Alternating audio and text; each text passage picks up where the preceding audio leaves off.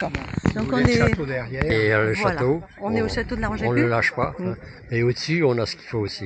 C'est bon. Ouais, c'est ça. Et autour. Et Voilà. donc, Monsieur Poitras, j'ai vu l'exposition pendant le vernissage, je l'ai Oui. revue ce matin, Oui. encore plus commentée par vous. Et moi, je m'excuse peut-être comme tout le monde, hein, c'est assez naïf ce que je vais dire, mais je suis absolument fascinée par par à la fois le regard d'enfant que vous mettez dans vos peintures Voilà. et à la fois la vie que vous avez vécue, c'est-à-dire comme enfant vous avez connu ce Oui. bocage Voilà. avec cette façon de vivre de tous les ingrédients du territoire et en même temps vous avez connu toute la transformation industrielle de Oui. l'agriculture. Non seulement le problème, c'est que je l'ai vécu dans une ferme, vous voyez, comme enfant. Heureux, hein, dans une famille heureuse, pauvre, simple, dans un village, et où, bon, rien de triste, mais très vite quand même, mon père, si vous voulez, était qu'un locataire, et malheureusement il a disparu assez vite. Il dit, bah, c'est pas fait pour vous, on n'a pas les moyens, allez à l'école, ne restez pas faire les parcours que votre mère et moi avons fait, hein, parce que vous allez crever, quoi, grosso Oui, modo. c'était Bon, trop difficile. bon, donc ça s'est passé très vite, mais je suis resté là, dans la ferme, moi, jusqu'à l'âge de... Et quand mon père a eu un accident important, je vais même dire que j'ai tenu la ferme pendant quelques mois. Bref, peu importe.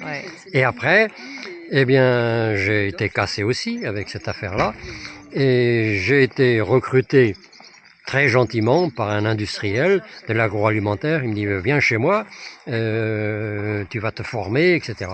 Et j'ai fait 2 ans là, et puis à mon retour du service militaire, je dis oui, je suis bien là, mais il faut que je fasse une formation.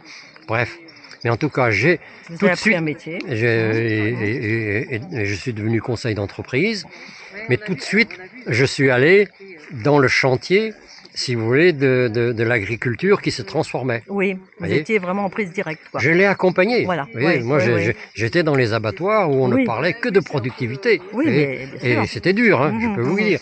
Et ou bien dans les champs, je voyais les coopératives fonctionner, mais en même temps, j'ai quand même compris que c'était ce qui se faisait là, c'était intéressant, mais on allait je sentais qu'on allait au casse-gueule, quoi. Ah. Par rapport d'ailleurs à l'idée qu'on était en train d'imiter les Beaucerons, mais on est quand même qu'en Bretagne. J'étais moi dans des coopératives dans la région, on va dire, même de la Beauce.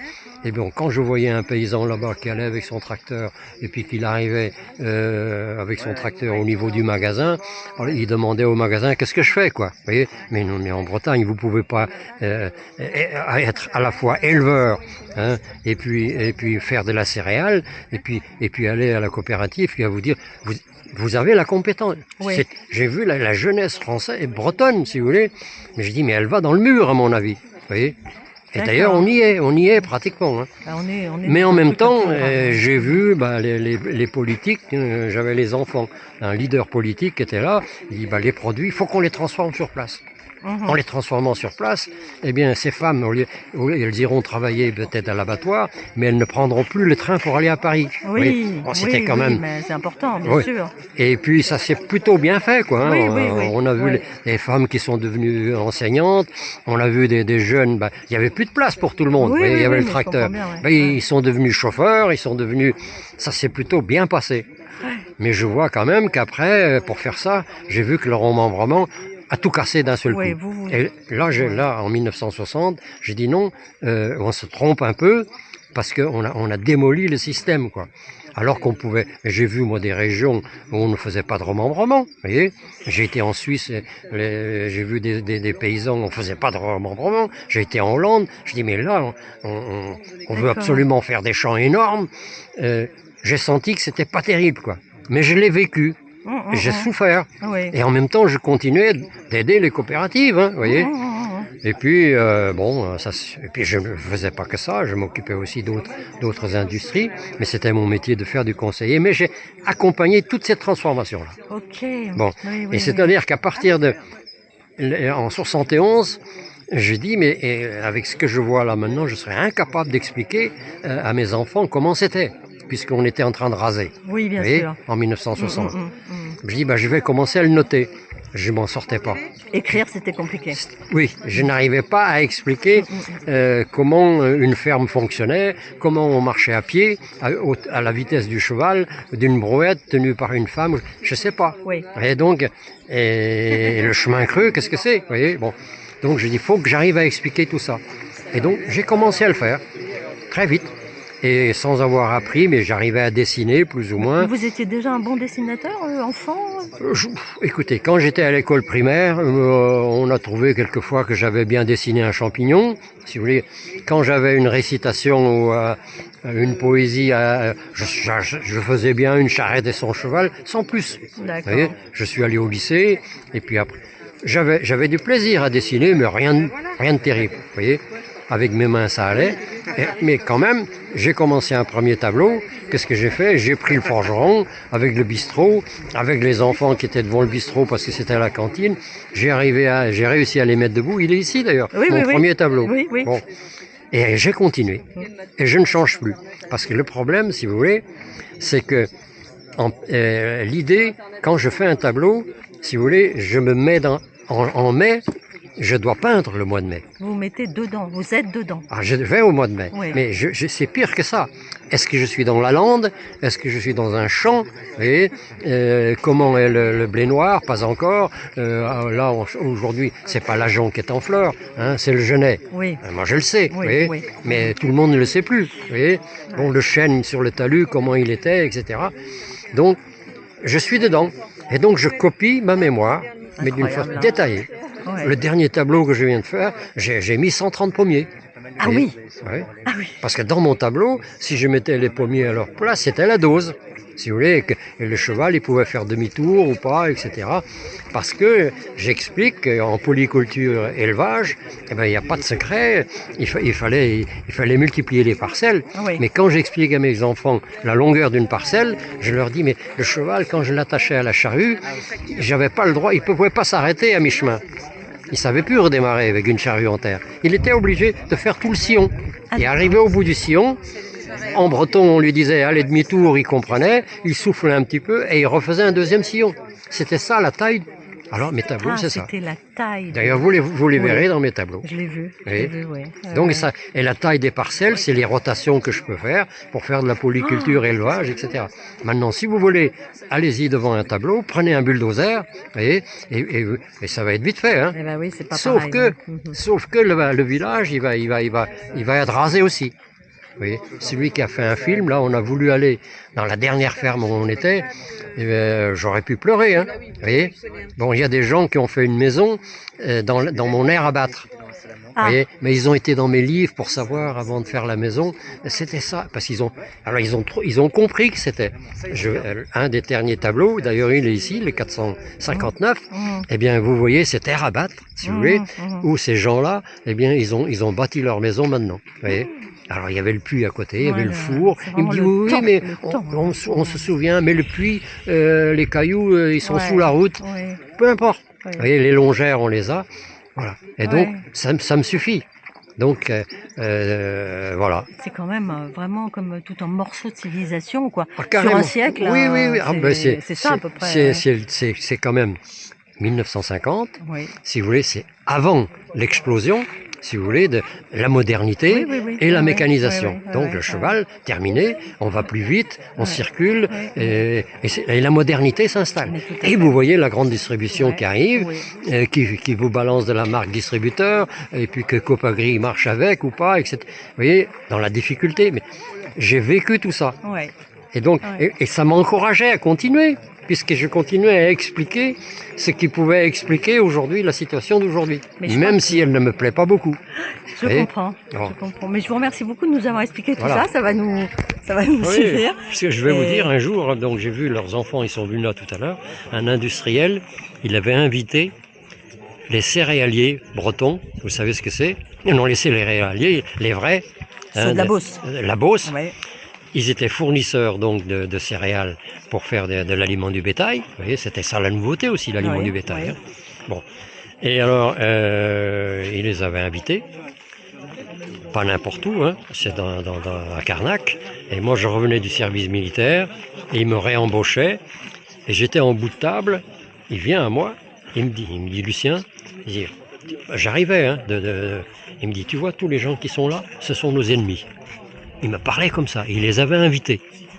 Bon. Votre employeur. Mon employeur. Oui. C'était pas n'importe qui, c'est vrai qu'on l'a beaucoup attaqué, l'indépendance de la Bretagne, etc. Brutalement, c'était ça, quoi. Vous voyez ? C'était violent, hein. Bon. Et depuis, un jour, il y avait un dénommé Guénantenne, je ne sais plus quoi, qui était représentant de la fédération de syndicats. Il me dit, tu vas lui envoyer cette lettre. Alors, il lui avait fait une lettre où il l'engueulait, vous voyez, carrément, en lui disant, mais écoute, tu suis les bosserons, est-ce que ton forgeron, il suit Schneider, hein, quand il fait son cheval, tu es dans le même syndicat. Voilà, c'était ce qu'il lui expliquait. C'était très dur. Oui, c'est dur, mais bon, c'est clair au moins. Mais c'était, et il lui expliquait, il dit, mais moi, j'ai connu ici les gens avec leurs valises en garde-beau, ouais, eh bien, qui attendaient de prendre le train pour aller à Languidier, qui allaient à Paris. Oui. Eh ben, c'est fini ça. Oui. Faisons des usines ici, gardons-les ici aujourd'hui. Mais c'est pas forcément en faisant la Beauce, quoi. Mais il disait ça en 1960, hein. Ouais. Vous voyez ? Oui. Bon. Les gens assez clairvoyants, quoi. Ah, mais, oui, c'est bon, mais en même temps, la modernité avançait avec des compétences, avec des écoles d'agriculture remarquables, vous voyez.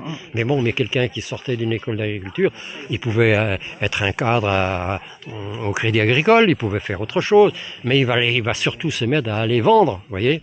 Il prenait sa bagnole de la coopérative, il allait proposer des engrais, des pesticides et tout. Normal. Moi, j'ai rien contre ça. Mais je l'ai vécu. Vous voyez ? Je l'ai vécu. Mais ça ne faisait qu'une chose, c'est m'encourager à continuer. Et j'ai décrit de la même façon, hein, jusqu'à maintenant. 460 toiles. Hein, vous voyez ? Vous voulez dire que dans les tableaux, tous vos tableaux datent plutôt d'avant le remembrement, ou il y en a qui racontent la suite ? Tous d'avant le remembrement. Ils datent tous d'avant, d'accord. Ils sont 1950, si vous voulez. Languidic 1950, faisant de la polyculture élevage. Oui, avec vos parents qui avaient dû naître dans les années 1910. Voilà. Oui, c'est ça. Ouais. Et bon, j'avais vu ça comme enfant, mais après, je suis allé poser des questions quand même. Parce que l'enfant, il n'avait pas tout compris. Bah oui. Bon, alors qu'est-ce que je fais ? Je vais poser des questions, s'il vous plaît, à condition de questionner en breton. Ah oui. Bon, c'était pas grave. Moi, dans mon village, tout le monde parlait breton. Bon, alors là, je suis allé dans les EHPAD. Mais je vous dis, j'ai arrêté d'aller dans les EHPAD en 1980. Je ne trouvais plus. Ah, vous ne trouviez plus personne à qui questionner, quoi ? Non. J'en ai trouvé quelques-uns, mais ils étaient là à traîner avec leur chariot. Et puis, si en plus, je lui posais des questions en français, il n'avait pas envie. Il avait raison. J'ai arrêté. Donc, j'ai pu... Vous avez recueilli quand même d'autres témoignages. Oui, ça a été avec mes oncles, mes tantes. Et malheureusement, j'ai perdu très tôt mon père. Et c'est dommage, parce que dans mes tableaux, il était très cheval. Il y avait une jument chez nous, il y avait des poulains, vous voyez. Et les assurances, ils s'en occupaient au niveau de la commune. Donc, ça, c'est important. Le cheval a une grande place dans mes tableaux. Oui. Et soit je le défends, soit je le montre au travail. Mais vous allez toujours quand même, chaque tableau, ça commence par l'enfant, vous voyez, qui a, son cheval. Mon père, il va mettre le cheval dans le lior, vous voyez, avec le petit qui sort pour la première fois. Et moi, enfant, eh bien, je croyais que ce petit poulain-là, il allait jouer avec moi, puisqu'il était l'enfant de la jument. Ben oui, tout à fait, bien sûr. Et c'est pas possible. Alors, mon père me lâchait, et puis le petit cheval, il venait vers moi à 10 mètres, il lançait les fesses en l'air, et puis il n'avait pas envie de jouer avec moi. J'étais malheureux. Oui. C'est tout. Mais bon... En même temps, vous avez vu, j'ai mis des oiseaux ici. Oui, j'ai vu beaucoup d'oiseaux, que vous avez sculptés. Mais les beaucoup d'oiseaux, c'est pas un hasard, si vous voulez. Il y avait une relation entre le paysan et l'oiseau dans son territoire, du quotidien, qui était magnifique. Ça n'empêchait pas de fricasser un oiseau de temps en temps, vous voyez. Mais c'était une merveille. Mais c'était une sorte de compagnon qui vous indiquait des choses. Enfin, il y avait un échange mutuel. Le matin, il nous disait, il nous disait le temps qu'il allait faire. Et surtout, en fin de journée, il vous annonçait, si vous voulez. Et puis, il était content, pas content. Il était en haut d'un arbre. Mais il était dans notre milieu. Oui. Bon, et ce matin, ils ont montré des talus. Je dis, mais moi, le talus, pour moi, je leur ai expliqué, moi, comme enfant, qu'est-ce que je faisais avec les talus ? Trouver les nids de rouge-gorge. Bon, mais les gens ne savent pas que le rouge-gorge, son nid, c'était le talus. Et pour le trouver, je sais l'expliquer, mais c'était compliqué. Vous voulez dire qu'il était au sol? Le nid était au sol? À 50 cm du sol, dans le talus. Ah oui, d'accord. Et si c'était un chemin creux, alors vous pouvez y aller pour le trouver, vous voyez. Mais moi, si je voulais chercher un nid, je savais qu'il fallait aller là. Si je voulais trouver un nid de tourterelle, je savais qu'il fallait aller dans la zone des prairies où il n'y avait pas un bruit et puis qu'elle était arrivée je ne sais où. Je sais qu'elle migrait, mais tout ce que je sais, c'est qu'elle venait dans un endroit où moi j'avais deviné que c'est là qu'elle va mettre son nid. C'était là son coin. Mais si moi, enfant, je le devinais, c'est que mon père m'expliquait, tiens, t'as pas trouvé son nid à celui-là. J'ai fait un tableau où on voit mon père en train de herser, si vous voulez. Pourquoi il est en train de herser l'après-midi? Il faut bien que ça sèche, les racines. Bien, mais moi, qu'est-ce que j'ai fait? Eh bien, il y a une pie qui est à côté, vous voyez. Parce qu'en rentrant à la maison, il va me dire, tiens, j'ai vu la pie, là, le nid est presque fini. Il pouvait me dire l'état dans lequel était le nid de la pie parce qu'elle était venue chercher des racines. Vous voyez ce que je veux dire? C'était une relation très fine. C'est pour ça. Et c'est pour ça que je les ai fait un peu, les oiseaux. Mais merci d'avoir fait ça. Sinon, ça n'a pas de sens. Si, on comprend. C'est encore mieux quand vous l'expliquez, bien entendu. Oui, parce qu'ils habitaient à la même altitude, à la même hauteur. Ils avaient le même calendrier, même climat, même problématique. Et donc, ils communiquaient. Et ils étaient nombreux. Ils chantaient, ils parlaient. D'ailleurs, il y a des discours en breton. Et on fait dire à l'oiseau ce qu'on veut. Bien ou mal, ça dépend des jours, mais ça faisait partie. Donc, moi, je l'avais senti, mais les gens d'aujourd'hui ne peuvent pas l'imaginer. Vous voyez, on s'en fout des oiseaux. Quand on vous écoute, on commence à imaginer un petit peu mais ce qu'on n'a jamais vécu, vous avez raison. Mais pour ceux qui s'intéressent à la biodiversité, je le donne cet élément-là. Vous voyez ce que je veux dire? Voilà, c'est tout. C'est super. Mais c'était les motivations, et puis, voilà. C'est super, on vous remercie beaucoup, Jacques et moi. Et je leur ai expliqué ce matin la taille d'un tableau. Donc j'ai décidé en mai de faire un tableau. Bon, qu'est-ce que je fais? Bon, dans quel état mes champs, comment ils sont? Mais je suis en haut d'un arbre parce que dans mon tableau, le fait que Jean-Marie est en train de herser dans la parcelle d'à côté, je l'intègre à mon tableau. Vous voyez, parce que je l'entends. Bon, oui, mais sauf que je sais le représenter, mais parce que je l'ai entendu. Par contre, comment je fais pour représenter le chant des grillons à une certaine époque, quand vous rentrez dans une parcelle à une certaine heure? C'est pas grave, ils sont gais, je vais peut-être forcer sur la couleur, mais c'est le printemps, c'est la joie. Bon, et d'ailleurs, mes tableaux ne sont pas tristes. Pas du tout. Mais je sais pourquoi. Si vous voulez, pourquoi? Parce que les gens qui sont dans les tableaux là, c'est quoi? C'est mes grands-parents. Quelquefois mes parents. C'est plutôt les grands-parents. Mais c'est pas des ploucs. C'est pas des gens. Ils sont en couleur. Ils sont pas en noir et blanc. Donc moi je les mets en couleur. Et j'ai déjà dit ici, ils sont arrivés ici avant moi. Moi je suis arrivé hier et eux ils sont déjà depuis une semaine. Et ils ont raison. Ils ont envie de les retrouver. Si vous avez des grands-parents, c'était pas forcément des ploucs ou des alcooliques ou des tout ceci, vous voyez. Attention. Oui, mais moi ça m'est pas venu à l'idée, mais je comprends ce que vous dites. Mais ils sont mieux que l'image qu'on a pu en donner. Oui, d'accord. Et le fait d'amener de la modernité, on les a presque ridiculisés. On les a dépréciés alors. On les a dépréciés, mais c'est parce que ça a été brutal à cause de la mécanisation. On l'a pas fait en 1850, on n'a pas déprécié ceux qui avaient fait 1789. C'est allé progressivement. Et là, boum, c'est une bombe. Vous voyez? D'ailleurs, le tableau que j'ai fait là, vous voyez le paysan, il est assis, il tourne le dos, il y a ses charrettes toutes cassées par terre, vous voyez? Il n'est pas très content. Mais par contre, il voit son fils sur un tracteur en train de faire de l'ensilage moderne, vous voyez. Il est quand même heureux. Il est content pour son fils. Voilà. Son fils sera moins content 10 ans ou 15 ans après. C'est tout. Mais on peut comprendre qu'il était content. Mais il avait raison. Comme votre papa qui vous disait, va à l'école, je souhaitais quelque chose. On n'est pas capable de suivre ça. On n'a pas les moyens. Alors vous, les jeunes, allez-y, quoi. Vous voyez. Mais les jeunes, ils sont quand même allés un peu dans le mur, beaucoup. Vous voyez. Non, mais quelques-uns. Oui, mais le nombre. Il y a un système. Mais il y en a qui ont changé de métier et je vous dis, ils sont représentants, ils sont vendeurs, ils sont chauffeurs de camions, ça va, vous voyez, comme tout le monde. Et donc la Bretagne, c'est d'ailleurs bien tiré hein, entre nous. Hein. Moi, je les ai fait toutes les régions hein, comme conseil d'entreprise. Voilà. Allez. On va arrêter. Oui, parce qu'on va avoir